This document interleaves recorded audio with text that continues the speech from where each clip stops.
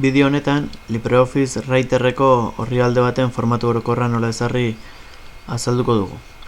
Hortarako, lehen pausoa, goiko menu honetako formatu atalera joatea izango da, eta hemen barruko orrialde estiloa aukeraren gainean klik egitea.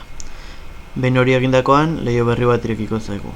Leiho honek fitxa ezberdinak ditu eta fitxa egiteko bakoitzak propietate asko ditu, baina hasiera honetarako nahiko izango da orrialdea ataleko fitxako propietateak ematea. Beste fitxak aurrerago beste bideo batzutan landuko ditugu. Lehen pausoa orrialdearen formatua zehaztea izango da. Defektuz, dina lau tamainuko orrialde bat ezartzen du, baina adibidez orri erdi batekin lan egin nahi badugu, A5 aukeratu beharko dugu, edo beste dozen tamaina nahiko bagenu, hemen azpian ditugun txantilloi hauetako bat aukeratu.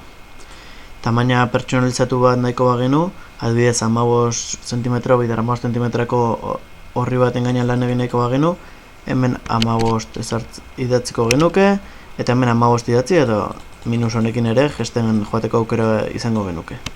Orduan 15 bidera 15eko orrialde bat sortuko dugu horrela. Ikusten duzue, egiten duen aldaketa bakoitzarekin, hemen eskuin aldean orriaren ezaugarriak ere aldatzen direla, bisualki argiago ikusteko. Nik dina lau tamainuko orrialde bat aukeratuko dut, beraz alauen gainean egingo dut klik. Hurrengo propietatea orientazio izango da. Orrialdea vertikala edo horizontala izan daiteke. Ikusten duzue, aldatzen dela norantza. Ni vertikala utziko dut. Marginen inguruan, LibreOffice defektuz, ezkerren eskuinean goian eta behan 2 cm margena ematen du.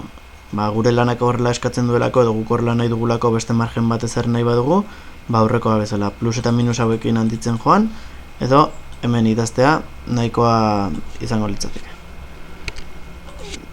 Nik ezkerren eta eskuinean 2,5 jarriko dut, aldaketa ikus dezazuen. Behin, esan bezala hemen aukera gehiago daude, baina hasteko hauekin nahikoa da. Behin propietateak aukera dutakoan, hau botoiari emango diot, eta ja horria lanean hasteko prest egongo litzateke.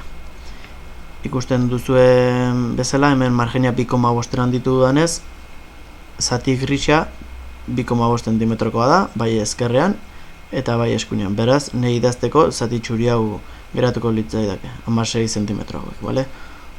Goiti berako margena ikusteko hemen dago erregela, batzutan ez dago biztan, horretarako nahiko izango zen ikusi, erregela eta hemen erregela vertikala azaltzen nahi dugun edo ez dugun nahi. Orduan, idazten hasten bagara, ikusten duzue, hortik hasiko garela idazten eta eskubiko muga honetaraino idatziko genukela. Segun eta ze bertsio duzuen, edo ze sistema eragile, hemen eskuinean ikono hauek edukiko dituzue, eta horietako hirugarrena orrialde propietateen ingurukoa da. Ez daude beste loioko propietate guztiak, baina batzutan nahikoa da, hemendikan aldatzea propietateak, egin nahi dugun aldaketa sinplea delako. Behin dokumentua lan egiteko prest dugula, garrantzitsua da dokumentu hau gordetzea. Ikusten duzu orain izengabea bat izena duela, baina guk gordetzerakoan izen bat emango diogu. Hortarako, fitxategia eta gorde edo gorde honela aukera daude. Gorde egiten badugu izen berdinarekin eta kokaleku berdinean gordeko du. Eta gorde honela egiten badugu izena aldatzeko aukera izango dugu, baita kokalekua ere. Nik adibidez, dokumentuen barruan gorde nahi dut, eta izena ere aldatu nahi diot. Orrialde, estiloa izena jarriko diot. Ikusten dezuen bezala, .odt formatuan gordetzen du, hori bai da LibreOfficeen formatua, baina beste formatuan nahiko banu, hemen ditut. Ezagunenak, .txt, .xml, edo doc, edo docx izan daitezke. Baina egokiena LibreOfficeekin lan egiten dugunean, .odt bezala gordetze izan galtzake.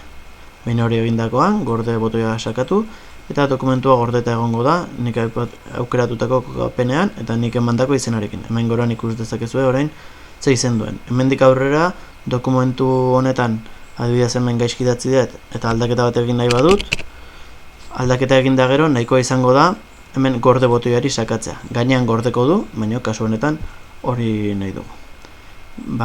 Besterik gabe, hau da orrialde estiloekin lotutako propietatei buruzko tutoriala eta aurrerago beste gai batzuk landuko ditugu. Ondo izan!